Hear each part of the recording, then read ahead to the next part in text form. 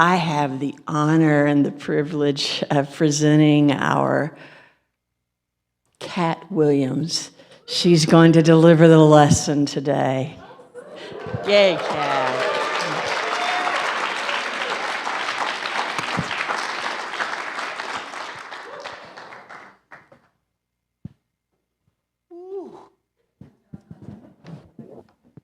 This is totally different than singing, let me tell you.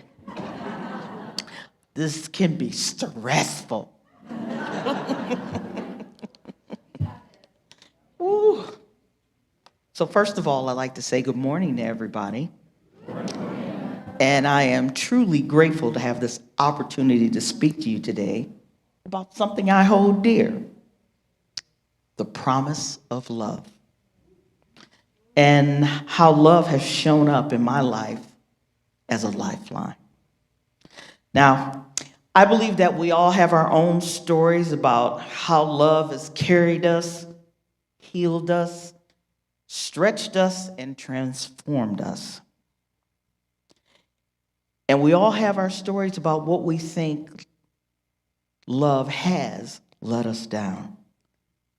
At times, we may feel that love has let us down because things don't go as we expected. So we find ourselves complaining, comparing, or acting from a place of codependence. And that kind of sounds like this.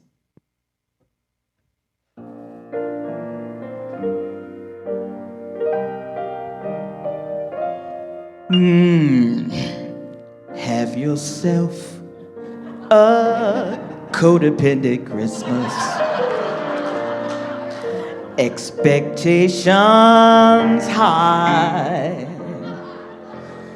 Everything that's good will pass you all by.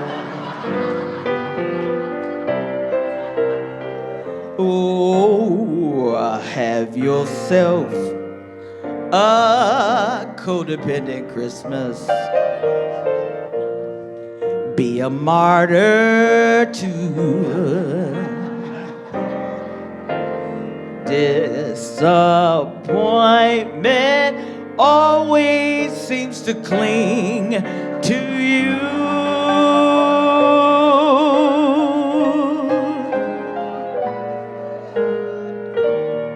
Dwell on all of the dreary past, and with friends rehash each line, giving gifts from those who all are, yes, they're dear to you, who can't read your mind. So isolate, withdraw, and be a hermit. Stuff yourself with sweets. Blame your life on everyone except for you.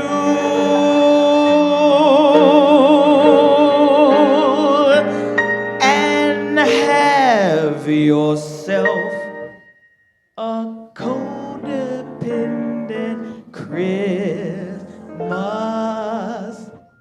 too.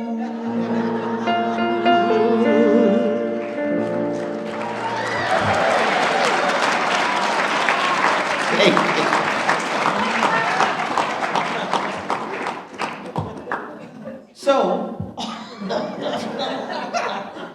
we mistakenly place conditions on love or expect it to meet our needs in ways that are outside of its true nature. In such moments, love can feel like it falls short. So what is love? Love is a presence that has supported me, challenged me, and in some ways, literally saved me. Though the twists and turns of my life, love has been my lifeline. I'd like to share a few moments that love has been my teacher, my guide, and my lifeline. First, let's start with love and the belonging. So, if you don't know, I was the 31st foster child that my mother Mary had in her home, and my dad. I was the 31st, and I was the last child they had into their home. So I'm the baby. And that love for my foster mother, Mary, became a foundation for me. And it helped me to realize that belonging isn't about just fitting in perfectly, but it's about embracing and accepting for who you are. And ultimately, that love and belonging, well, that's an inside job. Secondly, we come to love and purpose. Now, in the Course in Miracles, it says, everything is either love or love's call. So let's say that again. Everything is either love or love's call. Meaning everything is either an expression of love or a cry for love. That's where the criminal justice system came into play for me. And I wanted to make a difference in the lessons about human struggle, resilience, and comparison that I learned. So as I grew, I sought my place in the world. And for a while, I found out it was in the criminal justice system. I graduated college, and I began working in a field that often dealt with consequences of brokenness and the cry for love. In my career in law enforcement, I often saw people at their lowest. Many had broken foundations, and their stories reflected that brokenness. I work with individuals who, in many cases, had lost touch with love in their lives. They had been hurt and had hurt others, and it was clear that the absence of love, self-love, and love from others had led them to brokenness. It was in those moments I began to see just how vital love is as a force of healing and how it guides our purpose. I saw how people who had lost or were imprisoned by their circumstances, when shown love, could start to rebuild themselves, reclaim their worth, and find a new path forward. Though my work, I came to understand that love isn't just about kindness. It's about seeing people for who they truly are and seeing their potential to be more, even when they can't see it themselves. The third is love and expressing our gifts. Whew. Singing became my refuge and my escape. You are welcome. You're welcome. With many of my coworkers in law enforcement turned to alcohol to decompress, I found music. In Asheville, I remember I started singing karaoke, and then something unexpected happened. I found my voice and my true passion. Music became my lifeline, my way of expressing emotions too deep for words. Music, like love, transcends barriers and speaks directly to the soul.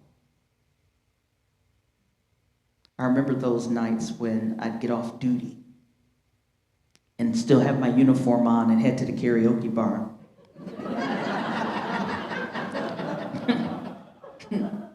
And I had to cover up And I remember I took a woman's shawl one day and just threw it over my uniform because I had all my patches. It was the Buncombe County Sheriff. And I threw her shawl on and I went up on stage and I sang some songs and stuff. And it was just an amazing evening. And that's when I got discovered by 2 club owners and started my career in music. And I didn't even know it. So kudos to them. Thank you. Thank you.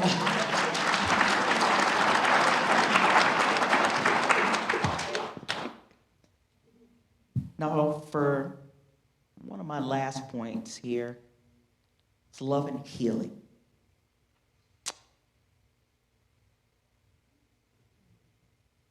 There was a time when I faced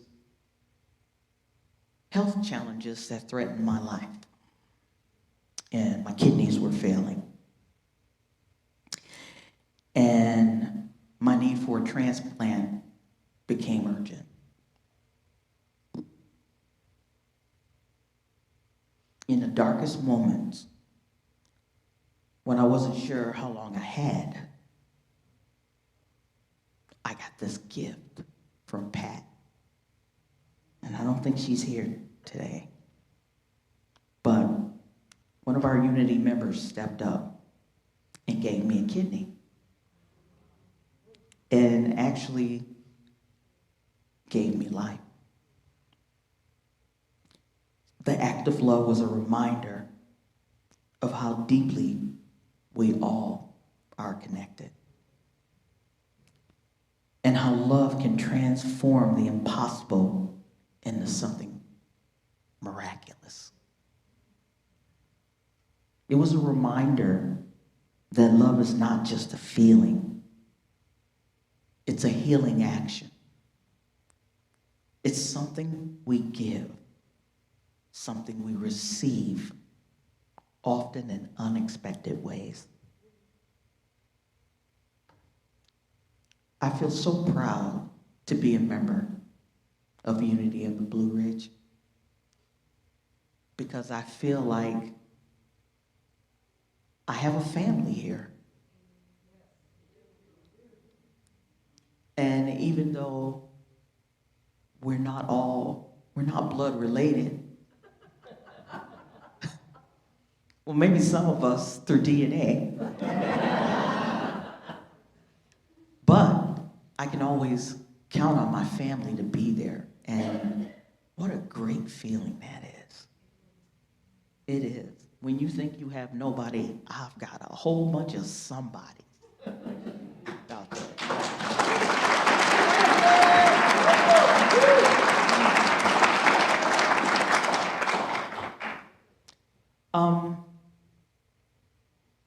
I feel very blessed that Darlene asked me to do this talk today. I don't get a chance, maybe once a year or so, just to do a talk, but I'm happy that this one was here and it was on love. Because, man, the love I have for this congregation and the world is just unstoppable. I feel like I have inside of me a blinding light of love. A blinding light of love. I've never met a stranger, and I might as well just walk around like this.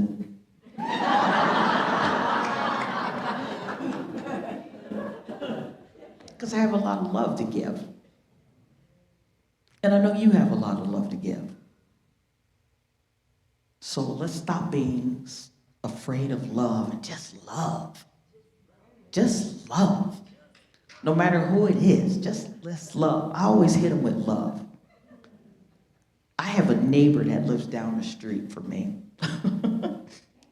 And you know, he has his special little flag waving on his car and on his house. But when this storm hit and Patrice and I needed help, he came right on over and tried to get it. He came right over. Didn't even ask. We just talked to him. Patrice was talking to him in passing. And he came by because our generator wasn't working. And he just came by and said, okay, let's see what I can do. I was like, wow, I can't believe Fred's in our house. You know? And yeah, he went back and he worked on it, and Patrice and I were like, wow, Fred's a pretty cool guy.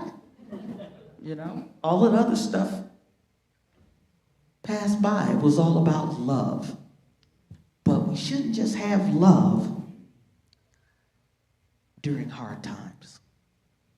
The love that we show for each other, the love and respect that we should have for each other just during a disaster. Because I know me, I love like that every day. It doesn't matter. Doesn't matter what your beliefs are, what color you are. Doesn't matter. It just doesn't matter to me. Love is love. And everybody needs some love.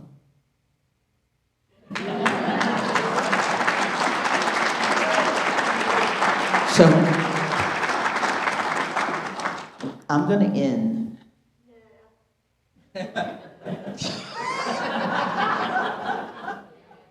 Easy. Easy. That $10 goes a long way. So, speaking of love, love is a promise of true belonging, transformation, healing, connection.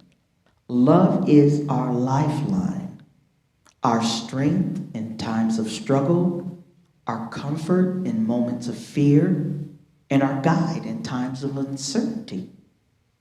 No matter where you are in life, whether you're struggling with a sense of belonging, seeking purpose, trying to discover and share our gifts, or facing life challenges, love is always there. It's a promise that we are never alone. Love is our lifeline, our connection to one another, to ourselves, and to something greater, God. So, all you need is love. All you need is love. All you need is love, love. Love is all you need. Thank you.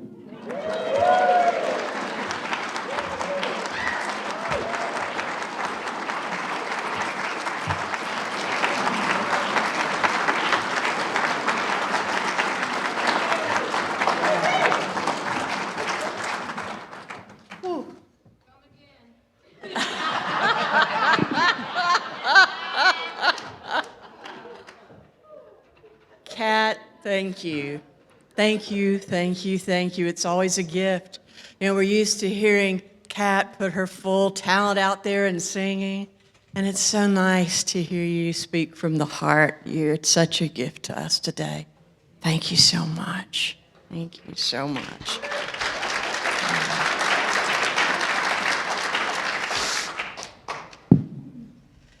And so it's time now for our meditation. And this is a perfect meditation for us. Calling the angels.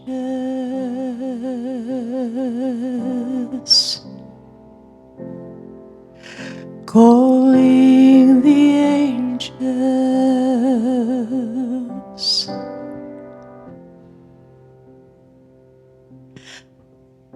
At my right hand, Michael. At my left hand, Gabriel. Before me, Uriel. Behind me, Raphael. Calling the angels.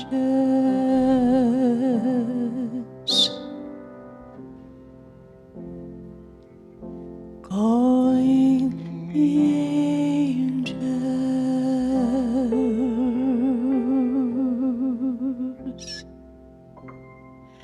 Let's take just a moment and close our eyes and relax, knowing that we are the love. We are the love. And so as we go to the quiet,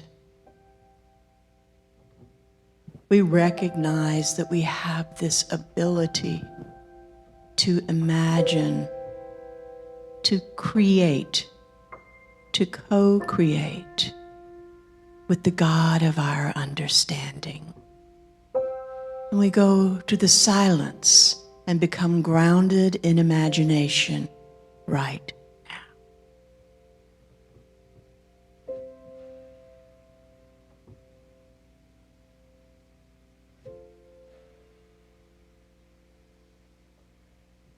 We take in a deep cleansing breath.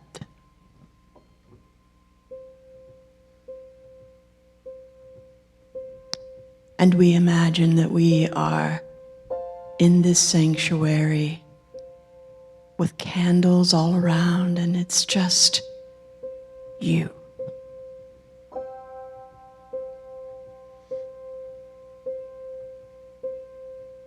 And you stand up and you walk toward the glass doors that lead to our patio.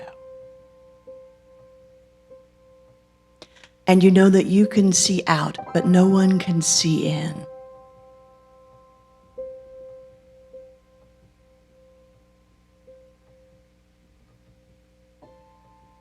And all of a sudden, as you look out of the window, you recognize that there's a group standing there, holding hands. And they're all people that you know.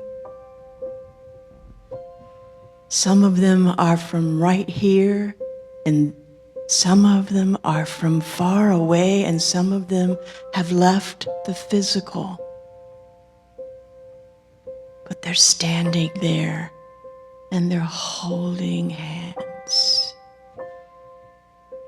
And they're singing, "Calling the angel." And that's you.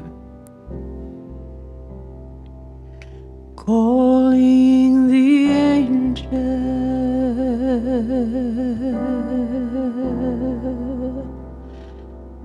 And so you very slowly open that door and you walk out.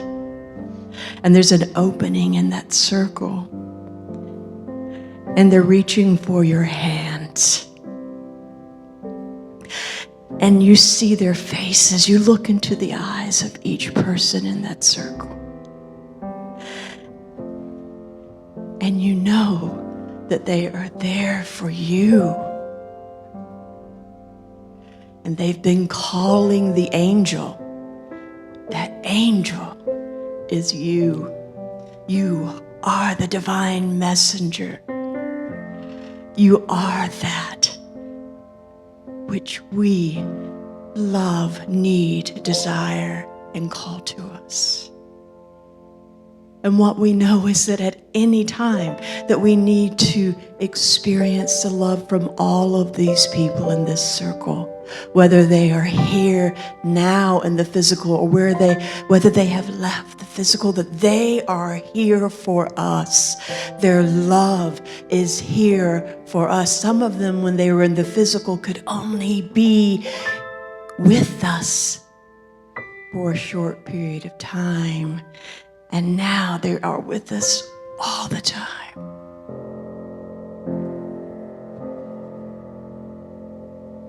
Calling the angels,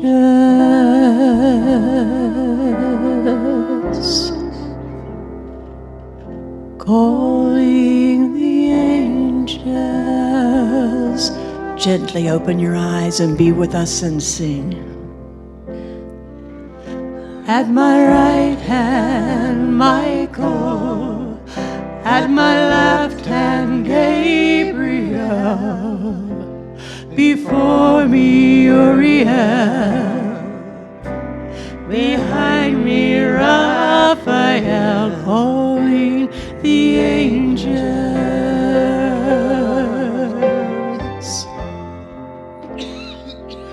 calling the angels. Yes. At my right hand, Michael, at my left hand, Gabriel, before me, Uriel, behind me, Raphael, calling the angels,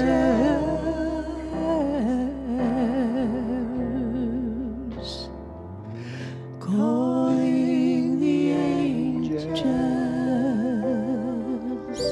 I'm going to ask if you're willing that you stand, and if you're willing to hold hands, I invite you to do so. The words are up here. Be with us, sing with us, experience this love from the people here and the people that you saw out there, right now, right here and now. Calling the angels,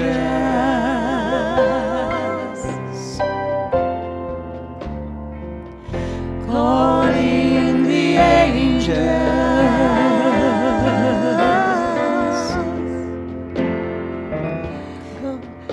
At my right hand, Michael, at my left hand, Gabriel, before me, Uriel,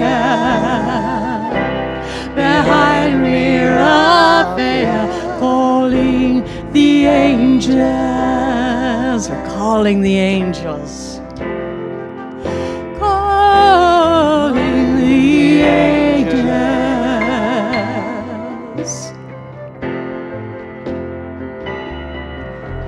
At my right hand, Michael, at my left hand, Gabriel, before me, Uriel,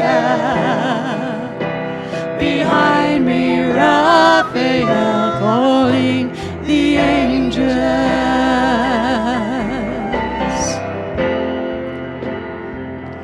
calling the angels.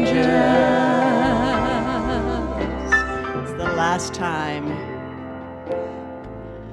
At my right hand, Michael, at my left hand, Gabriel, before me, Uriel,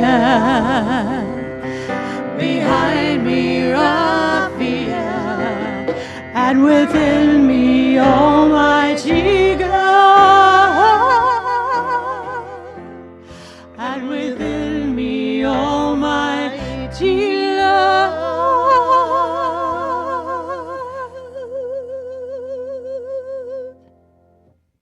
calling the angels.